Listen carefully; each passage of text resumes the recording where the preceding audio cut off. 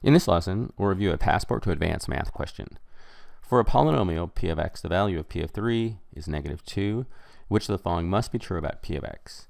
Before we solve this problem, let's review factors and remainders and roots. These are important terms for the new test. Let's say we have a function, f of x, and we're solving it, and we end up with x minus 4, x plus 3.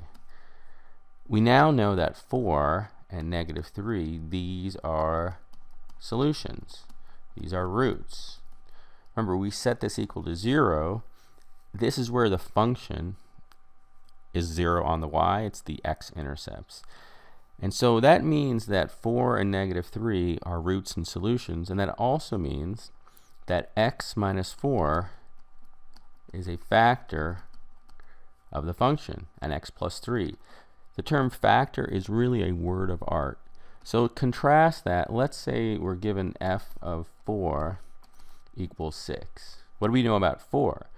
Well, we know that 4 is not a solution or a root, and we also know that x minus 4 is not a factor. And finally, we know that if we divide this function, let's say it's f of x, if we divide f of x by x minus 4, remember, it's not a factor, we end up with 6, and that is the remainder. So these are all very specific terms. If you understand these, I think you can get these types of questions, but it's just recognizing the terms. So all we're told here, we have a function, p of x, and we're told that p of 3 equals -2. Which of the following must be true? So if we look at the choices, let's start with the first one.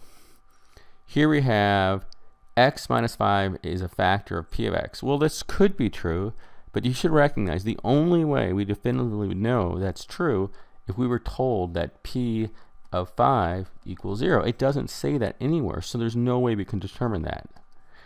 How about x minus 2? Again, it could be true, but we'd have to be told that p of 2 equals 0. No information about that.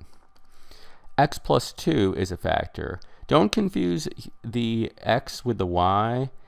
And so here, x plus 2 is a factor, and that's really stating that p of -2, that's if the x is -2, that equals 0, and we have no information about that.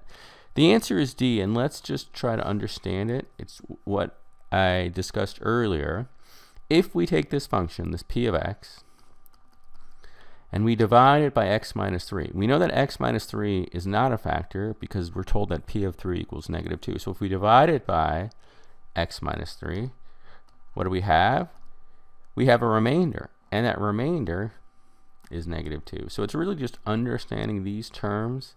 The answer is D.